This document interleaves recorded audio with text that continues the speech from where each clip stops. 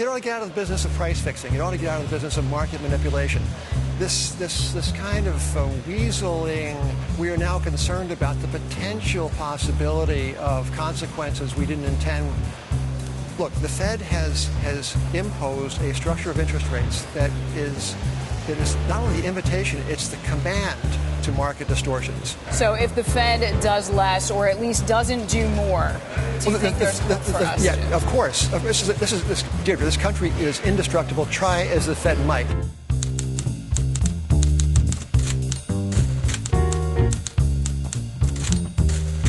The patient is over-medicated, in my opinion.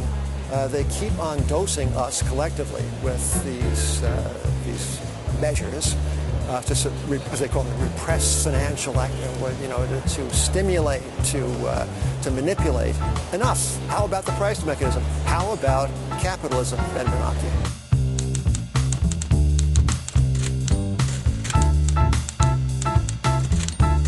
It's important that we lament our debt. It's important that we debate the 16-point-something trillion that constitutes the gross public debt, because there are no more checks on its growth other than civil and informed discussion. We used to have a gold dollar. There was only so much gold. Is only so much gold. Therefore, there could only be so many dollars. That's gone. 40 years ago, it's gone. We used to have an interest rate structure that itself constrained the growth of the public debt because it became prohibitively expensive to borrow at rates of 6 and 7%. We borrow now at 2%. But Deirdre, if rates were as measly as 4%, we would be spending as much on covering our interest charges at the federal level than we currently spend on Medicare. So the distortion of interest rates, much of which is the consequence of Fed action, has seduced us into a most dangerous complacency with respect to this immense debt. So you've made the case that instead of raising the debt ceiling, we should actually lower it. Just by a symbolic dollar.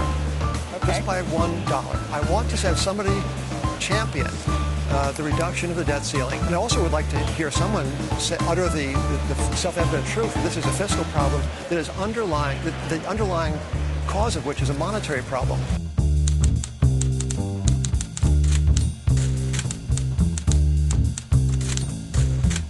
The price of gold is, as it were, the reciprocal of the world's faith in the deeds and words of the likes of Ben Bernanke. The world over, central banks are printing money as it has really never been printed before. The European Central Bank, over the past 3 months, has increased the size of its assets, its balance sheet, at the annual rate of 89%.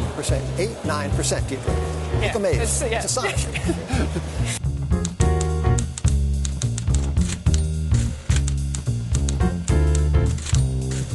The bond market is a desert of value. There's simply nothing there. And yet, because it has gone up, because the Fed wants it to go up more, it is beloved by the professional investors. Somebody was quoted in Bloomberg story just the other day as saying, one of these $1 trillion plus bond investors, saying that he personally would not invest in securities yielding less than 2.25% per annum, because that's not really a value proposition.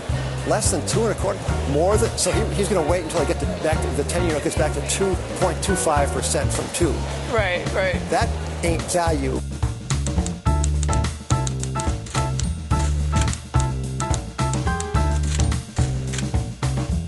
We need to think about the screening as not as modern art, but as modern currency. All right, sir. Yeah, this is the flight, I say, into things from paper. You ever heard a tune called "It's Only a Paper Moon"? Yes. And hanging over cardboard sea, and there's a line, it's a Barnum and Bailey world, as phony as it could be. Yeah, I wish we had a piano player This is the world in which we invest. It's the only world we have, so we can't be sour on it. But it is a world of immense wall-to-wall manipulations by our friends in Washington.